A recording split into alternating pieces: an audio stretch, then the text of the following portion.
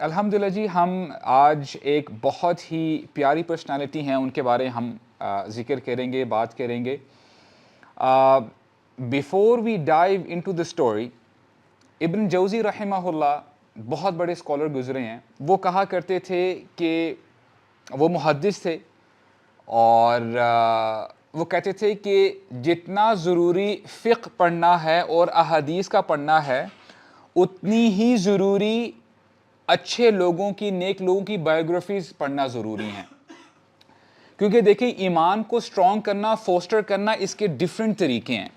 And one of the ways you can foster your ایمان، اب اپنے ایمان کو اسٹرانگ کر سکتے ہیں اچھی بایوگرافیز پڑھ کے، اسپیشلی پریسائسلی انبیاء علیہ السلام جو رسول اللہ صلی اللہ علیہ وسلم ہیں اور باقی انبیاء اکرام ہیں، اس کے ساتھ ساتھ صحابہ اکرام ہیں اور سلف صالحین ہیں. اس کلاس میں الحمدللہ ہم نے صحابہ صحابیات سے بات شروع کی ہے، اور آپ جب صحابہ کی بایوگرافیز پڑھتے ہیں، ان کی سٹوریز پڑھتے ہیں، فار ایگزامپل کچھ ایسے صحابہ ہیں جو کہ مکہ میں ایمان لے کے آتے ہیں، رائٹ؟ اور بار بار جب آپ ان کی سٹوریز پڑھتے ہیں تو ظاہری سی بات ہے تمام صحابہ صحابیات ان کی زندگیاں ریوالو کرتی ہیں رسول اللہ صلی اللہ علیہ وسلم کے ارد گرد، رائٹ؟ تو ڈائریکٹلی ناٹ انڈائریکٹلی آپ رسول اللہ صلی اللہ علیہ وسلم کی سیرت بھی پڑھ رہے ہوتے ہیں. تو اس کے ملٹیپل بینیفٹس ہیں انشاءاللہ. تو آج جن صحابی کی ہم بات کریں گے، before I tell you his name, میں آپ کو ہنٹ دے دیتا ہوں.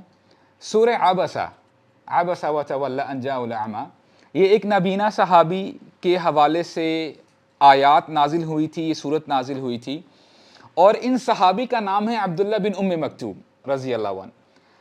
اچھا، ان صحابی کی جو بایوگرافی ہے ان سے بہت سارے لوگ ناواقف ہیں، اور اگر کچھ پتہ ہے تو صرف ان کی جو یہ سٹوری ہے، جو انسیڈنٹ ہے عبسہ وتولی، صرف وہاں تک ہمیں پتہ ہے. لیکن انشاءاللہ آج ہم پڑھیں گے کہ مکہ میں انہوں نے کیسے اسلام کے اوپر اپنی جو رسپانسبلٹیز تھی ان کا جو ہے رول ادا کیا، اور پھر مدینہ میں جا کے ان کا کیا رول تھا. تو ان کا نام ہے عبداللہ بن ام مکتوم، اور اسلام سے پہلے ان کا نام کچھ روایات میں ملتا ہے کہ عمر بھی تھا، عمر بن ام مکتوم. دیکھیں جب عربک آپ ٹیکسٹ پڑھتے ہیں اس میں ہو سکتا ہے کہ آپ کو دو لفظ ملیں. نام کی میں بات کر رہا ہوں، عین میم را، اور آپ اس نام کو کیسے پروناؤنس کرو گے؟ عمر، عین میم را. اگر آپ کو ایک ایسا نام ملتا ہے which starts with عین میم را واو، کیا ہم اس کو عمرو پڑھیں گے؟ نو، اس کو عمرو نہیں پڑھیں گے، اس کو ہم عمر پڑھیں گے. واو ساکن ہوتا ہے، سائلنٹ ہوتا ہے، رائٹ؟ فار ایگزامپل بہت سارے ایسے صحابی ہیں، عبداللہ بن عمر فار انسٹنس، رائٹ؟ تو آپ جب بھی عربک ٹیکسٹ پڑھیں گے تو ہو سکتا ہے کہ ایک نام آپ کے سامنے آ جائے عین میم را واو، آپ نے اس کو عمرو نہیں پڑھنا، عمر پڑھنا ہے. تو یہ ہمارے سبجیکٹ سے جو ہے انٹرلنکڈ ہے کہ ان کا نام پرائر ٹو اسلام عمر تھا، عمر، عین میم را واو، لیکن مشہور نام ان کا عبداللہ ہی ہے. اور اگر ان کی ہم لینیج کی بات کریں، لینیج اگر ہم مکن سٹینڈرڈز کی بات کریں، back then lineage was a big thing. اگر آپ قریشی ہیں تو آپ کو اچھی نگاہ سے دیکھا جاتا تھا، رائٹ؟ اگر آپ کی کوئی لینیج نہیں ہے، آپ کا کوئی ٹرائب نہیں ہے، فار ایگزامپل بلال حبشی رضی اللہ عنہ ہیں اور بہت سارے صحابہ ہیں، تو پھر ان کی کوئی بیکنگ نہیں ہوتی تھی، ان کو کوئی پروٹیکشن کے لیے کوئی بندہ نہیں ہوتا تھا. تو سملرلی اگر ان کی لینیج کی بات کریں، ان کے جو سٹینڈرڈ ہیں ایز پر مکن سٹینڈرڈ بہت ہائی ہیں. وہ کیسے؟ کہ یہ فرسٹ کزن ہے خدیجہ رضی اللہ عنہا کے. He is the first cousin of Khadija رضی اللہ عنہا، اور خدیجہ رضی اللہ عنہا کی جو مدر ہیں، ہر نیم از فاطمہ بنت زائدہ بنت قیس. فاطمہ بنت زائدہ بنت قیس، اور یہ بہن ہیں عبداللہ کے فادر کی، اور عبداللہ کے جو فادر ہیں ان کا نام ہے قیس بن زائدہ، رائٹ؟ تو اس کا مطلب یہ ہوا کہ خدیجہ رضی اللہ عنہا ان کی کیا لگی؟ پپھو کی بیٹی لگی. سو دیٹس ہاؤ یہ جو ہے ان کی فرسٹ کزن ہیں. تو ان کے فادر کا نام کیا ہے جیسے میں نے آپ کو بتایا قیس بن زائدہ, اور ان کی مدر کا نام ہے عاتکہ بنت عبداللہ المخزومیہ. تو مخزومیہ سے پتہ چل گیا کہ جو ان کی مدر ہیں وہ بنو مخزوم سے ہیں, which is a high clan. اب دیکھیں جو قریشی ٹرائبز ہیں, صرف بنو ہاشم قریشی نہیں تھے. قریش کی جب ہم بات کرتے ہیں تو ان کے سب قریشی ٹرائبز بھی تھے.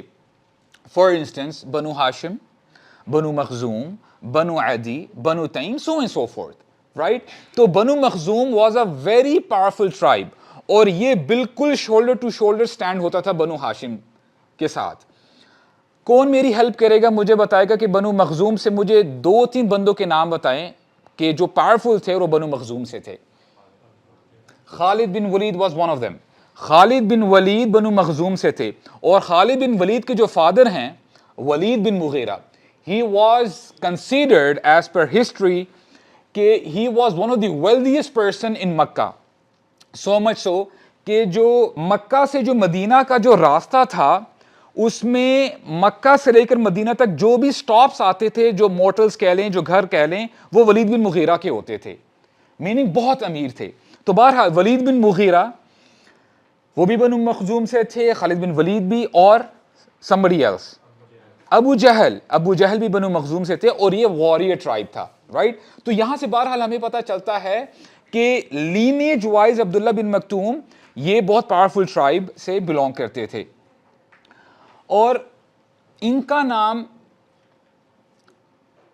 ابن ام مکتوم کیسے پڑا؟ مکتوم یہ مفعول کا صیغہ ہے, کاف تا میم کاتما. کاتا کا مطلب ہوتا ہے کنسیل کرنا, چھپا دینا. اور یہاں پہ جو لوگ قرآن کے ساتھ اچھا تعلق مینٹین کرتے ہیں, کون میری ہیلپ کرے گا کہ قرآن مجید میں آیا کہیں کاتما کا لفظ آیا ہے؟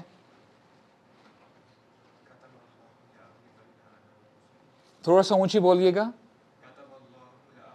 کاف تا بانی, کاف تا میم, کاتما. ماشاء اللہ. وَمَنْ أَظْلَمُ مِمَّنْ كَتَمَ شَهَادَةً عِنْدَهُ مِنَ اللَّهِ, یعنی which means is وَمَنْ أَظْلَمَ, اس سے بڑھ کر ظالم کون ہو سکتا ہے, مِمَّنْ كَتَمَ شَهَادَةً عِنْدَهُ مِنَ اللَّهِ, کہ اس کے پاس اللہ تعالیٰ کی طرف سے شہادت آ گئی ہے لیکن اس کو کنسیل کر دیا, اس نے چھپا دیا. تو کتما کا مطلب ہوتا ہے چھپا دینا. تو ان کا نام یہ کیسے پڑ گیا؟ کیونکہ ہسٹری کی بکس میں ڈیفرنٹ چیزیں آئی ہیں. کئی بکس میں آیا ہے کہ یہ بچپن ہی سے بلائنڈ تھے, he was born blind, اور کئی بکس میں آتا ہے کہ ارلی ٹین ایجز میں یہ جو ہے نابینا ہو گئے. لیکن بہرحال اکارڈنگ ٹو دس ڈسکرپشن جو کہ زیادہ جو ہے راجے معلوم ہوتی ہے کہ وہ بچپن ہی سے بلائنڈ تھے. تو ان کی مدر نے ان کا یہ نام رکھ دیا کہ کیونکہ میرا بچہ دیکھ نہیں سکتا, یعنی دنیا چھپا دی گئی ہے میرے بچے سے, رائٹ. تو پھر ان کا نام پڑ گیا ام مکتوم, رائٹ, اور یہ ان کے آنر کے لیے تھا, رائٹ, یہ ان کی حوصلہ افزائی کے لیے تھا. سو دس is how he got the نیم عبداللہ ابن ام مکتوم. اور چونکہ ان کے لینیج بہت ہائی تھی, پلس یہ نابینا تھے, اسی لیے اسلام لانے کے بعد ان کو اتنا پرسیکیوٹ نہیں کیا گیا, رائٹ, کیونکہ ان کی لینیج بھی ہائی تھی. اور جہاں تک ان کے اسلام لانے کا سوال پیدا ہوتا ہے, he accepted Islam from the very early days. ابھی دار ارکم اسٹیبلش نہیں ہوا تھا, اور عبداللہ نے رضی اللہ عنہ اسلام قبول کر لیا تھا. اور اب ان کی سٹوری کی طرف آتے ہیں جو کہ مشہور سٹوری ہے عابسہ کی. رسول صلی اللہ علیہ وسلم, ان کے بارے میں آتا ہے جب آپ سورہ کہف پڑھتے ہیں, فَلَعَلَّكَ بَاخِعٌ نَفْسَكَ عَلَىٰ آثَارِهِمْ إِن لَّمْ يُؤْمِنُوا بِهَٰذَا الْحَدِيثِ أَسَفًا. اور یہ میسج بار بار ریپیٹ کیا گیا ہے کہ اے نبی آپ شاید اپنے آپ کو ہلاک کر لیں گے کہ یہ لوگ اسلام قبول نہیں کر رہے, یہ لوگ ایمان لے کر نہیں آ رہے. اور یہ بات بھی آپ جان لیں, نبی اپنی امتیوں کے لیے باعث رحمت ہوتا ہے. جو نبی ہے, رسول ہے, وہ کرس نہیں کرتا اپنی امتی کو پر سے. جیسے وہ حدیث مشہور ہے نا کہ جہاں پہ رسول اللہ صلی اللہ علیہ وسلم فرماتے ہیں کہ میری اور تمہاری مثال ایسے ہے کہ ایک شخص نے آگ جلائی اور ہوتا کیا ہے کہ جیسے جو موتس ہوتے ہیں اور جو انسیکٹس ہیں وہ آگ کی طرف جا رہے ہوتے ہیں، رائٹ، اور ایسا کرنے سے کیا ہوتا ہے، وہ ختم ہو جاتے ہیں. تو میری اور تمہاری مثال ایسے ہے کہ تم آگ کی طرف بھاگ رہے ہو اور میں تمہیں تمہاری ویسٹ بیلٹ سے میں نے تمہیں پکڑا ہوا ہے لیکن تم سلپ کرتے جا رہے ہو. میں تمہیں بچانا چاہتا ہوں لیکن تم آگ میں جانا چاہتے ہو. تو رسول صلی اللہ علیہ وسلم پرہیپس جو اللہ کے انبیاء ہیں ان کا یہ طریقہ ہوتا ہے. تو ہمارے نبی بھی یہ چاہتے تھے کہ تمام لوگ اسلام ایکسپٹ کر لیں، قبول کر لیں. اسی لیے ہمارے نبی نے دعا کی تھی نا کہ اے اللہ 2 عمر میں سے ایک عمر کو اسلام کی جھولی میں ڈال دے، عمر بن خطاب اور عمر بن ہشام which is ابو جہل. اور دیکھیں یہ ایک طریقہ بھی رہا ہے. جنرلی جب بھی کوئی سوسائٹی میں جو ایلیٹس ہوتے ہیں، موورز اینڈ شیکرز ہوتے ہیں، جب وہ نیک ہو جائیں یا وہ جب اسلام قبول کر لیتے ہیں تو ان کا انفلوئنس نیچے تک آتا ہے. What is the evidence? اگر ہم 313 سی ای کی بات کریں، جو رومن امپائر تھی اور اس میں جو ایمپرر تھا Constantine for instance, Roman umpire شروع سے کرسچن امپائر نہیں تھی. دیز پیپل ور پیگنز، یہ مشرکین تھے. لیکن 313 یہ جو سی ای ہے، کانسٹنٹین کرسچینٹی قبول کر لیتا ہے، وہ کرسچن جو ہے بن جاتا ہے، اور within 10 years the whole Roman empire وہ کرسچن جو ہے بن جاتے ہیں. کرسچینٹی کے اوپر جو ہے پھر ان کا سارا معاملہ چلتا ہے. تو اب دیکھیں نا، ایک بندے نے جو کہ ایمپرر تھا، کنگ تھا، اس نے جب یہ جو بھی ان کا جو وے آف لیونگ ہے کرسچینٹی، جب اس نے قبول کیا تو پھر اس کا جو اثر ہے نیچے تک آیا. اسی طرح جب سعد بن معاذ رضی اللہ عنہ کہ جن کے بارے میں آتا ہے کہ جب وہ شہید ہوتے ہیں تو اللہ تعالیٰ کا عرش کانپتا ہے، جب انہوں نے اسلام قبول کیا تھا، اور یہ سردار تھے اپنی قوم کے، جب انہوں نے اسلام قبول کیا تو اسلام قبول کرتے ہی اپنی قوم کی طرف آتے ہیں اور کیا کہتے ہیں کہ اے میری قوم کے لوگوں، I have become Muslim، تو تم میں سے جو شخص میرا ساتھ چاہتا ہے، میرے ساتھ رہنا چاہتا ہے تو وہ مسلمان بن جائے. اور ان کی قوم بنو عبد الاشہل کے نام سے جانی جاتی ہے. تو everyone accepted Islam. Why? Because their leader accepted Islam. تو بات سمجھ میں یہ آتی ہے، جو انفلوئنسرز ہوتے ہیں، موورز اینڈ شیکرز ہوتے ہیں، جب وہ کوئی کام کرتے ہیں تو اس کا افیکٹ جو ہے زیادہ پھیلتا ہے. اسی لیے اب دیکھیں when you talk about عمر بن خطاب اور حمزہ رضی اللہ عنہ، حمزہ رضی اللہ عنہ جب اسلام قبول کرتے ہیں، جو کہ چچا ہیں رسول اللہ کے، اور 3 دن کے بعد عمر بن خطاب بھی اسلام قبول کر لیتے ہیں. جب یہ 2 پاورفل مین یہ جب اسلام قبول کرتے ہیں تو اسلام، آپ سمجھ لیں کہ ہسٹری کے جو پیجز ہیں، بکس ہیں، وہ چینج ہو جاتی ہیں کہ مسلمان پھر دھڑلے سے باہر آتے ہیں، نماز پڑھتے ہیں اور پھر جو ہے اسٹرینتھ ملتی ہے مسلمانوں کو. تو ہوا کیا کہ رسول اللہ صلی اللہ علیہ وسلم وہ چاہتے تھے کہ جو ایلیٹس ہیں مکہ کے، یہ لوگ اسلام قبول کر لیں، کیونکہ جب یہ اسلام قبول کر لیں گے تو ہو سکتا ہے اٹس ویری مچ پاسبل کہ باقی سارے لوگ اسلام قبول کر لیں. تو ہمارے نبی اسی کوشش میں رہتے کہ ان کے ساتھ کسی نہ کسی طریقے سے میری میٹنگ ہو جائے کہ یہ میری بات سنیں، اسلام کا پیغام سنیں. تو ہوا کیا کہ جو ایلیٹس تھے، جو چیفز تھے، انہوں نے کہا کہ ٹھیک ہے جی، ہم آپ سے ملاقات کریں گے. وقت مقرر کیا گیا کہ آپ وہاں پہ آ جائیں، اور اس میٹنگ میں عتبہ، شیبہ، ولید بن مغیرہ، ابو جہل، امیہ بن خلف، ابی بن خلف، یہ سارے لیڈرز موجود تھے. یعنی بنو مخزوم بھی ہے اور باقی سارے لیڈرز بھی ہیں. And it was the golden opportunity by the way, right. تو رسول اللہ صلی اللہ علیہ وسلم اب اس میٹنگ کی طرف جاتے ہیں، and now he is in the midst of meeting. ابھی بات چیت چل رہی ہے. اچھا، کانٹیکسٹ کو جاننا بہت ضروری ہے. ہمارے نبی کی صلی اللہ علیہ وسلم، ان کی جو کریکٹرسٹکس تھی اتنی امیزنگ تھی کہ ان سے میٹنگ کرنے کے لیے کوئی اجازت لے کے نہیں آتا تھا. جس کا دل کرتا، چاہے وہ سوسائٹی میں جیسا مرضی ہے، چاہے وہ غریب ہے، فقیر ہے، جو مرضی ہے، وہ آتا اور رسول اللہ صلی اللہ علیہ وسلم کی صحبت اختیار کرتا اور سوالات کر لیتا. اور ہمارے نبی نے کسی کو روک ٹوک نہیں کی ہوئی تھی کہ جی آپ نہیں آ سکتے, آپ پہلے اپوائنٹمنٹ لو پھر میرے پاس آ. No, it was not like this. تو عبداللہ بن ام مکتوم آلریڈی ان کا معمول کیا تھا کہ جب بھی ان کو کوئی مشکل پیش آتی یا انہوں نے کوئی سوال پوچھنا ہوتا تو اسی وقت ہی رسول اللہ کے پاس آتے اور سوال کرتے, یا رسول اللہ پلیز آپ مجھے اس چیز کے بارے میں بتا دیں. تو اب سینیریو یہ ہے کہ ہمارے نبی میٹنگ میں ہیں اور بات چیت چل رہی ہے, اور عبداللہ بن ام مکتوم کو نہیں پتا کہ یہاں پہ میٹنگ چل رہی ہے اور ایلیٹس بیٹھے ہیں. تو وہ آتے ہیں اور آتے ہی رسول اللہ صلی اللہ علیہ وسلم کو ایڈریس کرتے ہیں. کیا کہتے ہیں؟ یا محمد علمنی مما علمک اللہ. اور یہ بار بار ریپیٹ کرتے ہیں کہ اے محمد صلی اللہ علیہ وسلم, اللہ تعالیٰ نے جو آپ کو علم دیا ہے آپ اس علم میں سے مجھے بھی آپ مجھے کچھ علم عطا کریں, meaning I want to learn, آپ مجھے جو ہے سکھائیں. تو جب انہوں نے یہ ریپیٹ کیا تو بعد میں بہرحال ایز اے فٹ نوٹ رسول اللہ کو ان کے نام سے پکارنا صرف یا محمد, اس کی نگیشن آگے کہ ان کے نام سے ان کو نہیں پکارا جائے گا, اور بعد میں جو لوگ پکارا کرتے تھے ان کے نام سے یا محمد وہ ہپوکریٹس ہوتے, وہ منافقین تھے.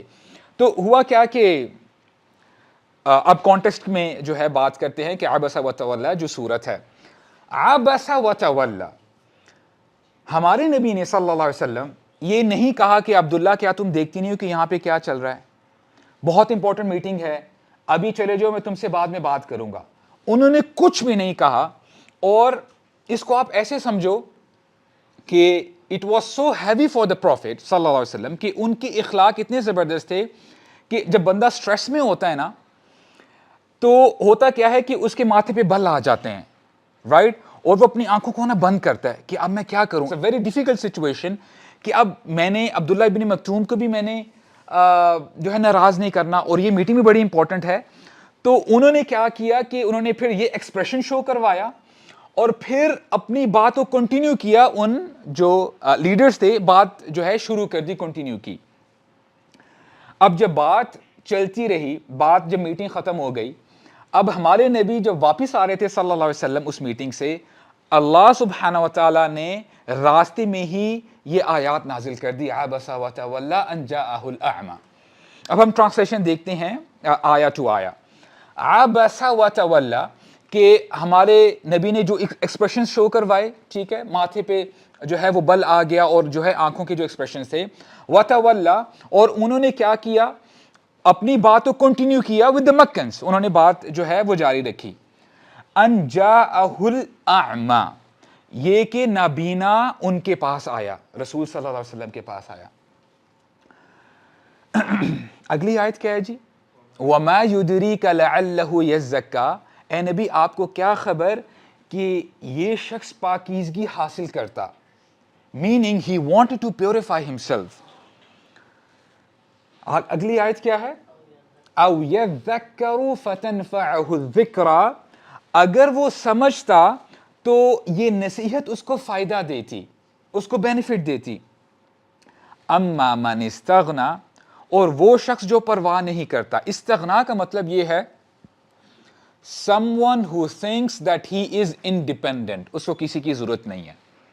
تو اللہ تعالیٰ یہاں پہ یہ بتا رہے ہیں کہ اے نبی جن لوگوں کے ساتھ آپ بیٹھے ہیں یہ اپنے آپ کو انڈیپینڈنٹ سمجھتے ہیں, یہ سمجھتے ہیں کہ ان کو کسی کی ضرورت نہیں ہے.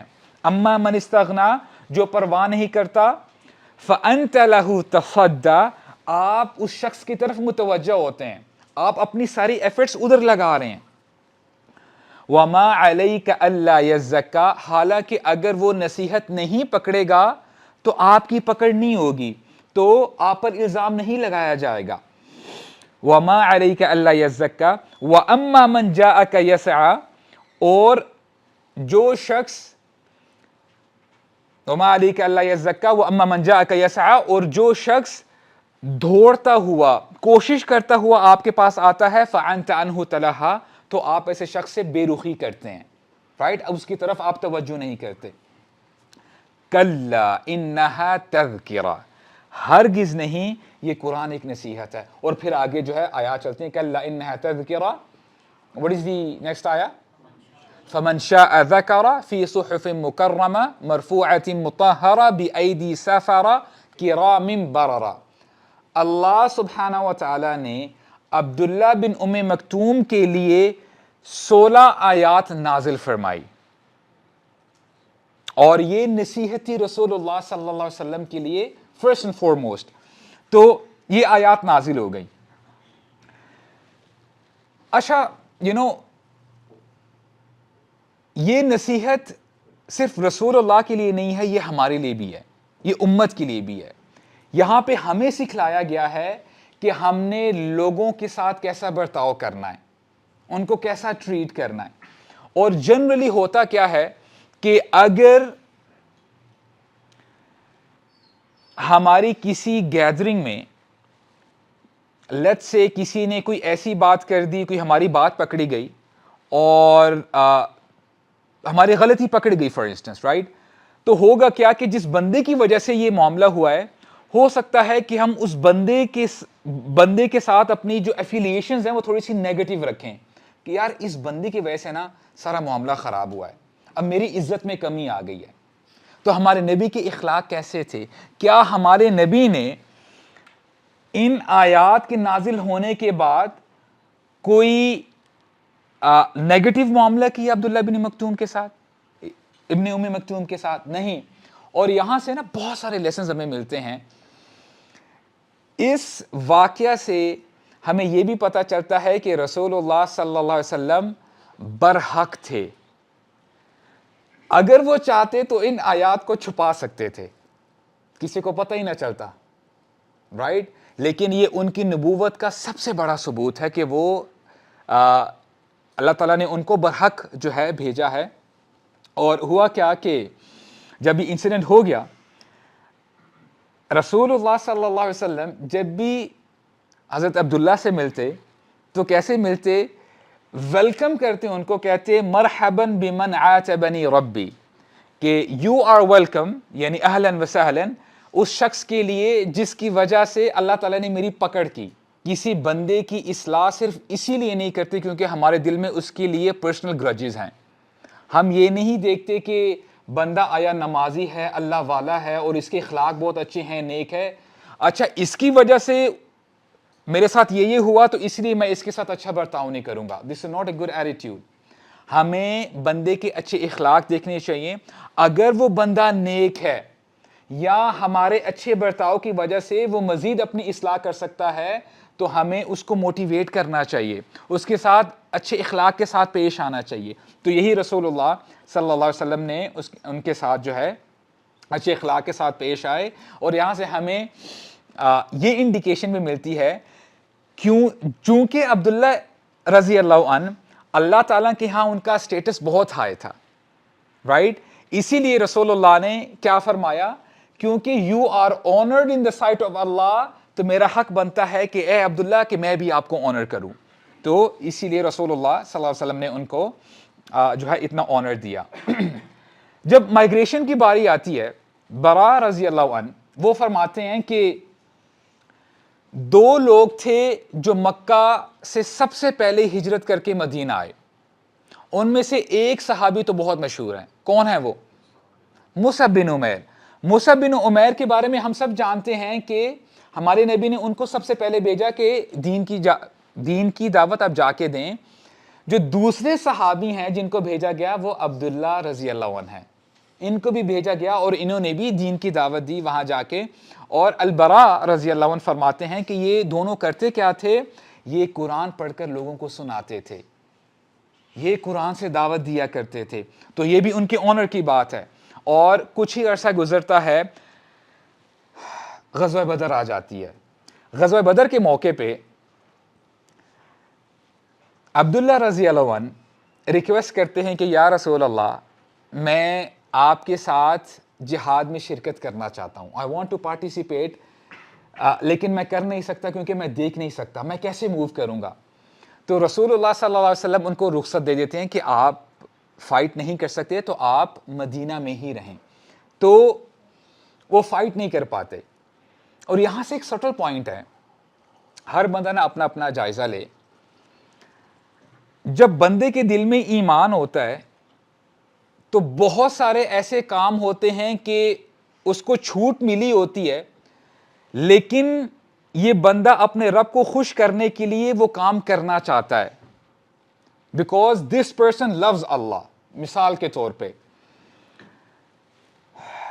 جو قیام اللیل ہے, تہجد ہے, وہ فرض نہیں ہے, لیکن کئی بندے اپنی نیند قربان کرتے ہیں, اپنا سکون سو ٹو سے وہ قربان کرتے ہیں, وہ اٹھتے ہیں اور نماز پڑھتے ہیں. اور جو اللہ تعالیٰ کی طرف سے اعلان ہوتا ہے ہر رات, جیسے حدیث میں آتا ہے نا, ینزل اللہ تعالی الی السماء الدنیا فی ثلث اللیل, کہ اللہ سبحانہ و تعالی ہر رات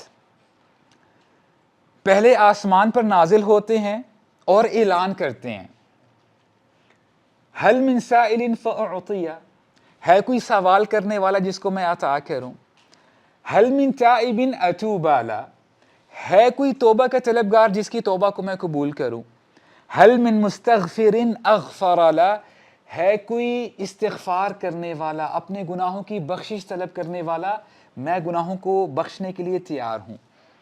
ہے کوئی جس نے اپنی جھولی کو پھیلایا ہوا ہے, کوئی واقعی ایسا بندہ ہے جو ایک پرٹیکولر چیز چاہتا ہے, اگر وہ واقعی چیز چاہتا ہے تو وہ راتوں کو اٹھتا ہے, وہ مانگتا ہے. And if this person is really sincere, تو ہوتا کیا ہے کہ اگر کوئی بندہ ایسا کرتا ہے, حالانکہ فرض نہیں ہے, لیکن وہ اللہ تعالیٰ کی خوشنودی چاہتا ہے, وہ رضا چاہتا ہے, تو یہاں سے بندے کے ایمان پتہ چلتا ہے. And likewise, کوئی ایسے دن بھی آ جاتے ہیں بندے کی زندگی میں کہ وہ روزے نہیں رکھ پاتا, لیکن بندے کے اندر ارج ہوتی ہے کہ کاش اگر میرے اندر کیپیبلٹی ہوتی, صحت ہوتی, تو میں روزے ضرور رکھتا. تو یہاں سے پتہ چلتا ہے کہ بندے کے اندر ایمان بہت سٹرونگ ہے. Similarly back to the story, حضرت عبداللہ نے کیا کہا, یا رسول اللہ I want to fight with you, میں آپ کے ساتھ کھڑے ہو کر جہاد کرنا چاہتا ہوں, اور اگر میں شہید ہو گیا تو اس سے بڑھ کر کیا بات ہو سکتی ہے کہ میں اللہ تعالیٰ کے راہ میں قربان ہو گیا. رسول اللہ نے یہاں پہ ان کو رخصت دی کہ آپ جو ہے لڑائی نہیں کر سکتے, تو آپ لہٰذا مدینہ میں ہی رہیں. تو اس واقعے کے بعد ہوا کیا کہ حضرت عبداللہ وہ دعا کرتے رہے کہ اے اللہ پلیز میرے لیے آپ کوئی عذر نازل کر دیں, اور یہ کانسٹنٹلی انہوں نے دعا کی. پھر اللہ سبحانہ و تعالیٰ نے آیات نازل کی, پرہیپس اٹس این آیا, اور ایک انسیڈنٹ ہے, اس انسیڈنٹ کے راوی ہیں زید بن ثابت رضی اللہ عنہ. یہ انصاری صحابی ہیں, اور he is one of the scribes of رسول اللہ, کہ یہ کاتب وحی بھی تھے. تو فرماتے کیا ہیں کہ وہ ایک مشہور جو نریشن ہے کہ ایک اوکیزن میں صحابہ کرام بیٹھے ہوتے ہیں اور حضرت زید اتنے قریب بیٹھے ہوتے ہیں, پرہیپس ہی واز رائٹنگ, وہ حدیث لکھ رہے تھے, یہاں تک کہ جو ان کے تھائز ہے وہ رسول اللہ کے تھائز کے نیچے ہوتے ہیں. تو زید بن ثابت کہتے ہیں کہ رسول اللہ پر جب وحی نازل ہوتی صلی اللہ علیہ وسلم تو ان پر بہت بھاری ہوتا, یہاں تک کہ کبھی کبھار ایسا بھی ہوتا کہ رسول اللہ ہی از ٹریولنگ اور وہ اونٹ کے اوپر سوار ہے, اور اس مومنٹ پہ اگر وحی نازل ہو رہی ہوتی تو اونٹ برداشت نہ کر پاتا, وہ بکل کر جاتا, بیٹھ جاتا. It was too heavy. اور اللہ تعالیٰ بھی فرماتے ہیں لو انزلنا هذا القرآن على جبل لرأيته خاشعا متصدعا من خشية الله. Right? It's very heavy. وحی کا نازل ہونا کوئی معمولی بات نہیں ہے. تو فرماتے کیا ہیں کہ جب ہم اس سچویشن میں بیٹھے تھے, رسول صلی اللہ علیہ وسلم پر وحی نازل ہونا شروع ہو جاتی ہے, اور اتنا بھاری ہو گیا مجھ پر کہ مجھے ایسے لگا کہ میری ٹانگ ہی نہیں ہے, کہ میری ٹانگ ایمپیوٹیٹڈ ہو گئی ہے, میری ٹانگ ٹوٹ چکی ہے, مجھے ٹانگ فیل ہی نہیں ہو رہی تھی. تو میرے ساتھ ایسا معاملہ ہوا. تو اس مومنٹ پہ کون سی آیت نازل ہوئی؟ وہ آیت سورہ نساء کی ہے, آیت نمبر 95. اللہ تعالیٰ فرماتے ہیں لا يستوي القاعدون من المؤمنین والمجاہدون فی سبیل اللہ باموالہم وانفسہم. اللہ تعالیٰ فرماتے ہیں کہ جو لوگ بیٹھے ہوتے ہیں مسلمانوں میں سے, وہ اور مجاہدین برابر نہیں ہیں. مجاہدین تو جہاد کرتے ہیں, اللہ تعالیٰ کی راہ میں نکلتے ہیں, اور جو اپنے گھروں میں بیٹھے رہے تو ان کا جو درجہ ہے کیسے ایکول ہو سکتا ہے؟ تو عبداللہ رضی اللہ عنہ نے جب یہ آیت سنی تو بہت پریشان ہوئے، رسول اللہ کے پاس آتے ہیں، کہتے ہیں یا رسول اللہ آپ کو پتہ ہے کہ میں جہاد کرنا چاہتا ہوں لیکن میں نابینا ہوں، میں جہاد نہیں کر سکتا، تو کیا میرے لیے کوئی عذر نہیں ہے؟ تو انہوں نے یہ کانسٹنٹلی ریکویسٹ کی، تو اللہ سبحانہ و تعالیٰ کی طرف سے اور ایک پورشن ایڈ ہوتا ہے اسی آیت کا، جس میں کمپلیٹ آیت کچھ یوں ہے، لا يستوي القاعدون من المؤمنین غیر اولی الضرر والمجاہدون فی سبیل اللہ باموالہم وانفسہم۔ غیر اولی الضرر کا مطلب یہ ہے کہ ایکسیپشن ہے وہ لوگ جو کسی بیماری میں مبتلا ہیں، جو جہاد نہیں کر سکتے۔ تو یہاں سے ایک بار پھر ہمیں پتہ چلا کہ ان کے آنر کے لیے اللہ سبحانہ و تعالیٰ نے جبریل علیہ السلام کو بھیجا اور آیات نازل فرمائی۔ ان کے کچھ آنرز ہیں وہ بھی ہم ڈسکس کر لیتے ہیں۔ رسول صلی اللہ علیہ وسلم کے مؤذن کون تھے؟ بلال رضی اللہ عنہ، جو کہ معروف ہیں، مشہور ہیں۔ بہت سارے لوگوں کو یہ نہیں پتا کہ جو سیکنڈ مؤذن ہیں بلال رضی اللہ عنہ کے بعد وہ عبداللہ رضی اللہ عنہ ہیں، اور کچھ نریشنز ہمیں بتاتی ہیں کبھی کبھار بلال رضی اللہ عنہ اذان دیتے اور اقامت حضرت عبداللہ کرتے، اور کبھی کبھار اذان عبداللہ رضی اللہ عنہ دیتے اور اقامت بلال رضی اللہ عنہ جو ہے وہ کرتے۔ اور خاص کر رمضان کے دنوں میں ہوتا کیا تھا کہ جو لوگ مکہ مدینہ جاتے ہیں، اللہ تعالیٰ سب کے لیے ساری پیدا فرمائے اور خیر و عافیت سے وہاں پہ لے کے جائے، وہاں پہ ہوتا کیا ہے کہ قیام اللیل کے لیے بھی اذان دی جاتی ہے۔ تو بلال رضی اللہ عنہ قیام اللیل کے لیے اذان دیا کرتے، اور یہ ندا دی جاتی کہ جتنے بھی لوگ ہیں تم لوگ کھاؤ پیو یہاں تک کہ عبداللہ رضی اللہ عنہ اذان نہ دے دے۔ تو عبداللہ رضی اللہ عنہ چونکہ نابینا تھے، ان کو نظر تو نہیں آ رہا کہ صبح کب ہو رہی ہے، کیونکہ آپ کو نظر آتا ہے کہ when you see in the sky تو آپ کو فرق نظر آ رہا ہوتا ہے کہ صبح ہونے والی ہے۔ تو ہوتا کیا تھا کہ لوگ آتے اور یہ کہتے اصبحت اصبحت، کہ صبح ہونے والی ہے، آپ جو ہے اذان دے دیں۔ تو اس وقت اذان حضرت عبداللہ دیا کرتے تھے۔ تو اسلام کی جب ہم بات کرتے ہیں تو جو سیکنڈ مؤذن ہیں وہ حضرت عبداللہ ہیں۔ اور انس رضی اللہ عنہ فرماتے ہیں کہ رسول صلی اللہ علیہ وسلم نے اپنی موجودگی میں وہ جب ایکسپیڈیشن میں جاتے تو حضرت عبداللہ کو امام بنا کر جاتے کہ لوگ حضرت عبداللہ کے پیچھے نماز پڑھا کرتے تھے مقتدی بن کے، اور وہ جو ہے امام کنسیڈر کیا جاتے تھے۔ اور یہاں سے ہمیں پتہ چلتا ہے کہ دیکھیں رسول اللہ صلی اللہ علیہ وسلم یہ میسج دے رہے ہیں امت کو کہ اگر کسی مسلمان کے اندر کوئی ڈسیبلٹی ہے، اس کا یہ مطلب نہیں ہے کہ اس کو بالکل آپ سائیڈ لائن کر دو۔ نابینا شخص وہ بھی امام بن سکتا ہے۔ اور اس کے ساتھ ساتھ ان کے آنر کی ایک اور بات بھی ہے، ہمیں ہسٹری کی بکس بتاتی ہیں کہ no less than 13 times رسول اللہ جب مدینہ سے جاتے کسی ایکسپیڈیشن میں تو پیچھے جو انچارج جس صحابی کو بنا کے جاتے وہ عبداللہ بن مکتوم تھے۔ تو عبداللہ بن ام مکتوم کو 13 دفعہ انہوں نے جو ہے اپنے پیچھے انچارج بنا کے گئے، اور یہ سمبولک نہیں تھا کہ بس ٹھیک ہے لوگ بس دیکھیں گے کہ یہ امام ہیں یا خلیفہ ہیں، پرہیپس وہ امام بھی تھے اور وہ لوگوں کے بیچ میں فیصلہ بھی کیا کرتے تھے۔ تو یہ جو ہے ان کی آنر کی بات ہے کہ ان کی غیر موجودگی میں حضرت عبداللہ لیڈر کنسیڈر کیے جاتے۔ اور ایک واقعہ ہمیں ملتا ہے کہ الحاکم بہقی رحمہم اللہ وہ کوٹ کرتے ہیں کہ مسروق رحمہ اللہ جو کہ تابعی ہیں اور یہ اسٹوڈنٹ ہیں عائشہ رضی اللہ عنہا کے، وہ دیکھتے کیا ہیں کہ عائشہ رضی اللہ عنہا ایک دفعہ نا کچھ پھل کاٹ رہی ہوتی ہیں، شہد تیار کر رہی ہوتی ہیں، یعنی آپ سمجھ لیں کہ ایک ٹرے تیار کر رہی ہوتی ہیں۔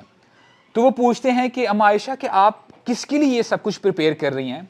تو فرماتی ہیں هذا لابن ام مکتوم الذي عاتب اللہ النبی، کہ میں یہ ام مکتوم کے بیٹے کے لیے تیار کر رہی ہوں جن کی وجہ سے اللہ سبحانہ و تعالی نے نبی کریم صلی اللہ علیہ وسلم کو سکھلایا اور آیات نازل فرمائی.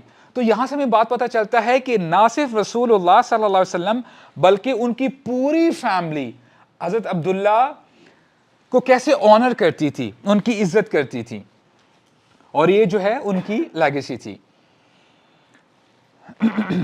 اور اب ایک حدیث بھی پڑھ لیتے ہیں. ام سلمہ رضی اللہ عنہا جو کہ ام المؤمنین ہیں فرماتی ہیں کہ بینا نحن عند رسول اللہ صلی اللہ علیہ وسلم, کہ ہم رسول صلی اللہ علیہ وسلم کے پاس بیٹھے تھے. اقبل ابن ام مکتوم فدخل علی, ہم جب بیٹھے تھے تو حضرت عبداللہ داخل ہوتے ہیں, اور یہ کب کا واقعہ ہے؟ وَذَلِكَ بَعْدَمَا أُمِرْنَا بِالْحِجَاب, کہ حجاب کی آیات نازل ہو چکی تھیں. فقال رسول اللہ صلی اللہ علیہ وسلم احتجبا منہ, تو رسول اللہ نے ہمیں حکم دیا کہ آپ حجاب کیوں نہیں کر رہی. اور اس وقت ام سلمہ اور میمونہ رضی اللہ عنہما وہاں پہ بیٹھی تھی کہ آپ لوگ حجاب کیوں نہیں کر رہے, why are you not covering yourself. فقلت یا رسول اللہ, میں نے کہا اے اللہ کے رسول, الیس هو اعمی, کہ اے اللہ کے رسول کیا یہ نابینا نہیں ہے؟ لا یبصرون ولا یعرفون, یہ نہ ہی ہمیں دیکھ سکتے ہیں اور نہ ہی ہمیں جانتے ہیں. فقال رسول اللہ صلی اللہ علیہ وسلم, رسول اللہ نے فرمایا افعمیوان انتما, کیا آپ لوگ بھی نابینا ہیں؟ الستما تبصرانہ, کیا آپ دونوں ان کو نہیں دیکھ سکتی؟ تو یہاں سے کیا رولنگ نکلتی ہے؟ خواتین کو بھی چاہیے کہ وہ بھی پردہ کریں, ان کو اس طرح سے رائٹ. یہاں سے ایک رولنگ تو یہ نکلتی ہے کہ no matter what happens, خواتین کو پردہ کرنا چاہیے. they have to cover themselves, right, بندہ نابینا ہے یا غیر نابینا ہے. اچھا, یہ تو ایک رولنگ نکل گئی. ایک اور حدیث میں آپ کے سامنے رکھتا ہوں. اب دیکھیں یہ فقہی مسئلہ ہے, رائٹ, جوریسپروڈنس کا مسئلہ ہے. ایک اور حدیث ہمیں ملتی ہے فاطمہ بنت قیس کی جو کہ کزن ہے حضرت عبداللہ کی, اور اس حدیث میں ہمیں پتہ چلتا ہے کہ ان کی عدت کی کچھ مدت تھی. تو ہوا کیا کہ رسول اللہ صلی اللہ علیہ وسلم نے فرمایا کہ اے فاطمہ, تم اپنا حجاب ریموو کر سکتی ہو حضرت عبداللہ کے سامنے کیونکہ وہ نابینا ہیں, رائٹ. ایک وہ حدیث ہمارے سامنے آ گئی اور ایک یہ حدیث ہمارے سامنے آ گئی. تو ابو داؤد وہ فرماتے ہیں کہ حجاب اسپیسیفکلی جو حکم تھا وہ رسول اللہ صلی اللہ علیہ وسلم کی وائفز کے حوالے سے تھا جو امہات المؤمنین ہیں, وہ کامن نہیں تھا, وہ سب کے لیے نہیں تھا. تو بہرحال یہ فقہی معاملہ ہے. تو ایز پر ابو داؤد اور کچھ اور اسکالرز ہیں وہ یہ کہتے ہیں, الیبوریٹ کرتے ہیں کہ اگر واقعی یہ پتہ چل جائے 100% کوئی ڈاؤٹ نہ ہو کہ بندہ نابینا ہے, تب اگر خاتون حجاب نہیں کرتی دین اٹس آل رائٹ. لیکن اگر آپ احسان کی بات کرتے ہیں تو خواتین اگر پردہ کریں گی تو ان کے لیے بہت اچھا ہے, ان کے لیے بہتر ہے. Now we'll move on inshallah. عمر بن خطاب رضی اللہ عنہ کے دور خلافت میں قادسیہ کی جنگ ہوتی ہے, and it happened in 636 after ہجرہ. اور یہ جو جنگ تھی وہ پرشینز کے ساتھ تھی, اور ہسٹری میں, اسلامک ہسٹری میں this was one of the toughest battles for the Muslims. کیونکہ جب عمر بن خطاب کو پتہ چلتا ہے کہ جو پرشینز ہیں ان کی بائی دا وے لیگیسی میں آپ کو بتا دوں, ہم لوگ نا بہت تیزی سے گزر جاتے ہیں. پرشین جو امپائر ہے ان کی ہسٹری تقریباً 1500 ایئرس تک جاتی ہے. ان کے پاس ریڈی ملٹری تھی, ان کے پاس ویپنری کی کوئی مسئلہ نہیں تھا, ساری چیزیں اویلیبل تھیں, انفراسٹرکچر تھا. اور پتہ یہ چلا کہ ان کی طرف سے 1 لاکھ جو واریئرز ہیں, سولجرز ہیں, وہ تیار ہو کر ابھی مسلمانوں کے ساتھ ابھی وہ لڑائی کرنا چاہتے ہیں, وہ لڑائی کرنے کے لیے تیار ہیں. تو ابھی پلاننگ چل ہی رہی تھی. حضرت عبداللہ کو جب پتہ چلتا ہے کہ اب یہ بہت بڑا مارکا ہونے کے لیے جا رہا ہے, تو وہ کہتے ہیں کہ یا امیر المؤمنین, میں پارٹیسپیٹ کرنا چاہتا ہوں. تو عمر بن خطاب نے کہا کہ عبداللہ آپ تو دیکھ نہیں سکتے, تو آپ کیسے فائٹ کریں گے, کیسے لڑائی کریں گے؟ تو انہوں نے کہا کہ یا امیر المؤمنین, اس میں کیا بڑی بات ہے, میں مسلمانوں کو قرآن پڑھ کر سناؤں گا. اور یہ بات جان لیں کہ مسلمانوں کا معاملہ بڑا امیزنگ ہوتا ہے. وہ ایک سپائی تھا نا جو آتا ہے, ایک جو رومن ایمپرر تھا, کنگ تھا, اس نے بھیجا تھا کہ دیکھ کے آؤ یہ مسلمان کیا کرتے ہیں, یہ جو ہے ان کو ہرانا تو آلموسٹ امپاسبل لگتا ہے, دیکھ کے آؤ یہ کرتے کیا ہیں, راتوں کو کیا کرتے ہیں. تو جب وہ سپائی کرنے کے لیے آیا اور پھر جب واپس گئے, کہتے ہیں کہ مسلمان بڑے عجیب ہیں. کہتا کیا ہے, رہبان باللیل فرسان فی النہار, رہبان باللیل فرسان فی النہار, کہ یہ لوگ بڑے عجیب ہیں, یہ رات کو راہب ہوتے ہیں اور صبح واریئرز ہوتے ہیں, مجاہد ہوتے ہیں. یعنی رات کو یہ عبادت کر کے قرآن پڑھ کر اپنی راتیں گزارتے ہیں, راتوں کو عبادت کرتے ہیں, دعائیں کرتے ہیں. اور یہ رسول اللہ کا طریقہ تھا, جس دن جنگ ہونی ہوتی تو پوری رات نماز پڑھتے اور دعائیں کرتے, اللہ تعالیٰ کے سامنے گڑ گڑاتے. تو عبداللہ رضی اللہ عنہ کہتے ہیں کہ یا امیر المؤمنین, میں قرآن پڑھ کر سناؤں گا, ہم دعائیں کریں گے. تو اصرار کرنے کے بعد ان کو اجازت مل جاتی ہے کہ ٹھیک ہے آپ جا سکتے ہیں. تو جب وہاں پہنچ جاتے ہیں تو جو کمانڈر ہیں, اور کون کمانڈر تھے قادسیہ کی جنگ کے لیے, سعد بن ابی وقاص. سعد بن ابی وقاص کے پاس جاتے ہیں اور پھر جو ہے ریکویسٹ کرتے ہیں کہ دیکھو سعد, میں پارٹیسپیٹ کرنا چاہتا ہوں, تو پلیز آپ مجھے مت روکیں. تو انہوں نے بھی یہی کنسرن شو کیا کہ آپ کیسے فائٹ کر سکتے ہیں, آپ کیسے ہتھیار چلائیں گے, کیسے موو کریں گے. تو انہوں نے کہا کہ آپ کو کوئی نہ کوئی تو بندہ چاہیے نا جو جھنڈا پکڑے, میں جھنڈا پکڑوں گا. جھنڈا پکڑنے کے لیے جو بندہ چاہیے میں جھنڈا پکڑوں گا. انسسٹ کرنے کے بعد حضرت سعد بھی ان کو جو ہے گرین سگنل دے دیتے ہیں کہ ٹھیک ہے آپ پارٹیسپیٹ کر لیں. قادسیہ کی جنگ 4 دن چلی, اور سعد بن ابی وقاص کہتے ہیں, اور کئی نریشنز میں آتے ہیں 3 دن چلی. سعد بن ابی وقاص کہتے ہیں کہ جنگ اتنی سیویئر تھی, مسلمانوں کی پاپولیشن 30,000 تھی اور یہاں پہ 1 لاکھ تھے. At the end of the battle 40,000 Persians were killed, قتل ہوتے ہیں, اور 8,500 اپروکسیمیٹلی مسلمان شہید ہوتے ہیں. اور اس جنگ میں پرشینز ہاتھی بھی لے کے آئے تھے, اور مسلمانوں نے کبھی ہاتھی نہیں دیکھے تھے کہ کیا جنگ میں ہاتھی بھی آ سکتے ہیں. اور وہ ہاتھی کیوں لے کے آتے تھے, امیجن کریں کہ it was a tank by then. ٹھیک ہے, اس زمانے میں وہ ٹینک کنسیڈر کیا جاتا تھا کہ یعنی اگر ہاتھی کے آگے آرمر آ جائے تو آپ کیسے جو ہے اس کو نقصان پہنچاؤ گے. تو وہ آتے تھے اور جو بھی چیز بیچ میں آتی ٹرمپل کرتے ہوئے جاتے, اس کو جو ہے اپنے پاؤں کے نیچے دے دیتے. تو سعد بن ابی وقاص کہتے ہیں کہ ہمیں ایسے لگا کہ دوسرے دن ہم نے یہ جان لی کہ ہم یہ جنگ ہار جائیں گے. تو بہرحال جنگ سٹارٹ ہوتی ہے, and it's very powerful and very emotional. Abdullah رضی اللہ عنہ ان کو تیار کیا جاتا ہے, مسلمان ان کو فل آرمر پہناتے ہیں, اور حضرت عبداللہ جو جنگ کا میدان ہوتا ہے اس میں ایک جگہ جب کھڑے ہوتے ہیں وہاں پہ گڑھا کھود کے اپنے پاؤں کو نیچے سنک ان کر لیتے ہیں تاکہ وہ موو نہ کر سکیں, موو نہ کریں, تاکہ یہ جھنڈا نیچے نہ گرے, رائٹ. اور اپنے چیسٹ کے ساتھ جھنڈا لگا کے ایسے جو ہے کھڑے ہو جاتے ہیں, اور جنگ شروع ہوتی ہے. جنگ شروع ہوتی ہے, پھر آخر کا جب جنگ ختم ہو جاتی ہے اور مسلمان شہداء کی طرف جاتے ہیں ان کو دیکھنے کے لیے, تو دیکھتے کیا ہیں کہ عبداللہ رضی اللہ عنہ وہ نیچے لیٹے ہوتے ہیں اور انہوں نے ابھی بھی جھنڈا اپنے سینے کے ساتھ لگایا ہوتا ہے, اور وہ شہید ہو چکے ہوتے ہیں. اینڈ دس از ہاؤ عبداللہ رضی اللہ عنہ ہی ڈائڈ ایز اے مارٹر. اور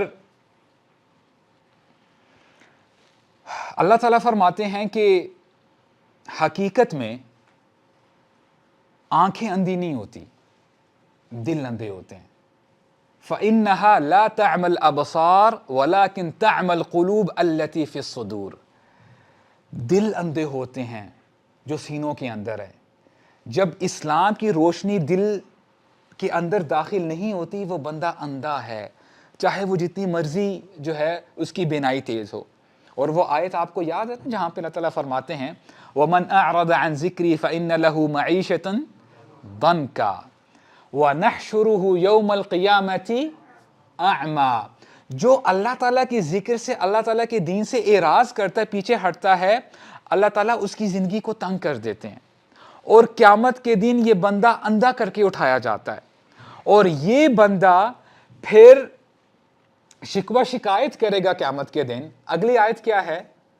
قال ربی لما حشرتنی اعما وقد كنت بصیرا. اے اللہ آج آپ نے مجھے اندھا کر کے کیوں اٹھایا ہے، حالانکہ دنیا میں تو میں بڑا خوب دیکھا کرتا تھا.